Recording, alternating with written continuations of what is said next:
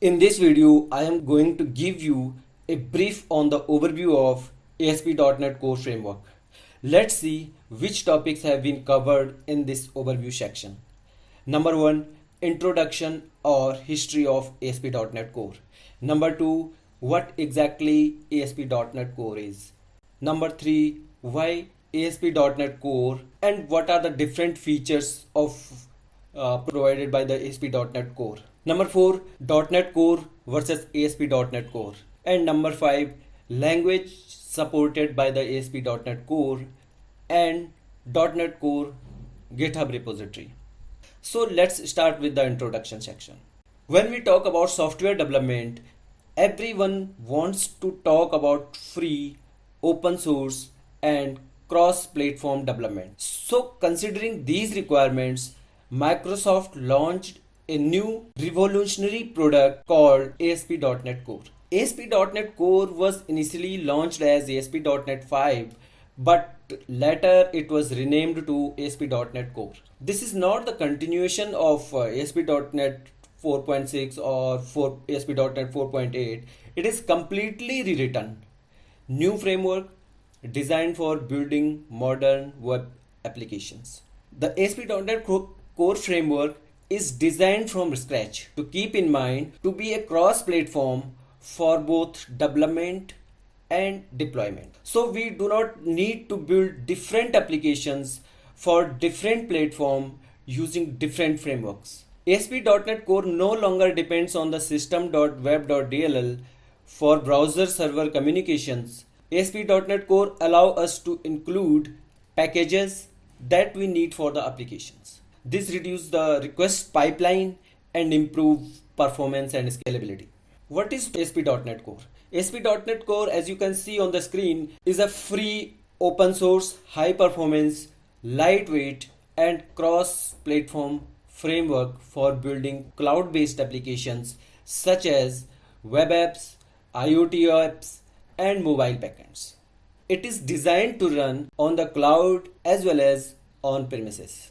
If we talk about the earlier version of ASP.NET Framework, applications developed in ASP.NET Framework can only run on the Windows platform, whereas the ASP.NET Core applications can develop and run on different platforms such as Windows, Macs, or Linux operating systems. We can host the earlier ASP.NET Framework 4.x applications only on the IS. 4.x here means 4.5 or 4.6 or 4.7 or 4.8, whereas we can host the ASP.NET Core application on IS, Dockers, Apaches, or even self-host deployment. ASP.NET Core applications run in ASP.NET Core framework, which supports the simultaneous running of multiple versions of applications.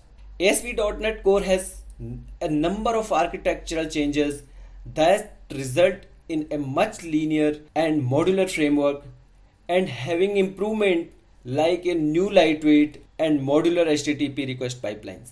Now, why ASP.NET Core? The ASP.NET Core is an open source framework supported by the Microsoft and the community. So you can also contribute and download the source code from ASP.NET Core repository on GitHub.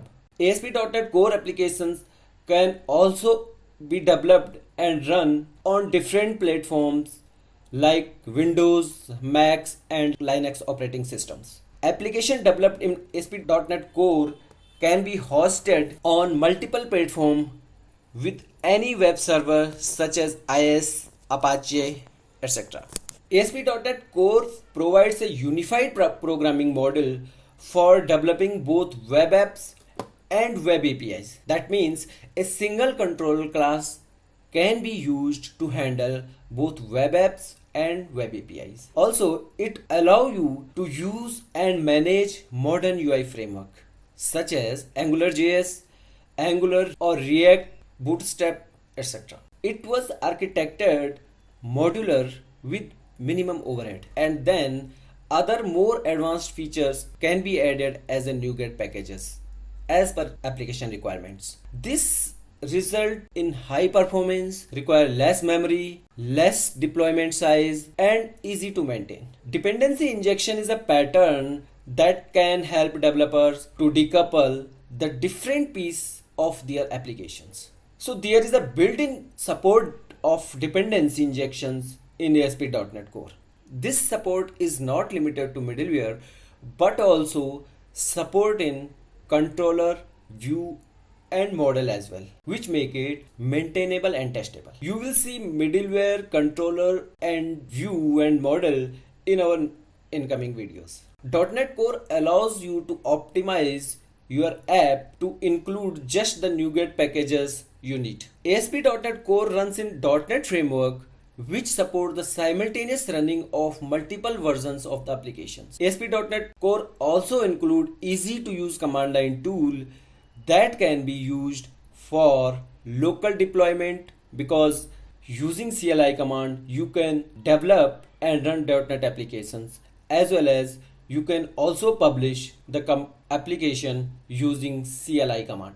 You can also see the features provided by the ASP.NET Core in this image.